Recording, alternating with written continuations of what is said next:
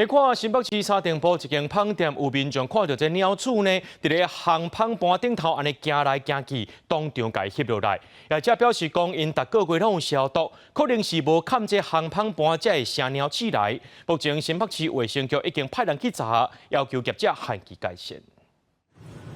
一只大鸟鼠就伫芳的烘盘架顶走来走去，抑阁揢鸡卵糕。有网友今日经过新北市三中帮某一间芳店的时，发现这一幕用手机翕落画面，关于芳店的卫生甲食安问题。很瞎，我觉得很瞎，因为我第一次看到这么严重的食安问题。它是直接在那个烤盘上面的面包，可能想办法要把那一块面包偷走，蛮可怕的。没有注意，刚好有人家。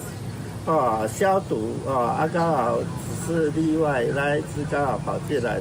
这间强调边界的芳店，在地经营超过10年，业者表示，头一摆拄到这款的情形，逐个月拢有针对环境消毒，可能因为烘盘无冚，用开放式，才会使鸟鼠上门，以后会做改善。不过，是按专家提醒，鸟鼠出入污染食物，消费者食落多有可能感染汉他病毒，那严重也可能器官衰竭。汉他病毒引起的，它可能会有肾衰竭、多专螺旋体疾病，也可能会有多重器官衰竭。倘有不符规定处将命业者，限期改正，若届期仍未改善完成，可以违反食安法第8条第1项的规定，处新台币6万元以上2亿元以下的罚款。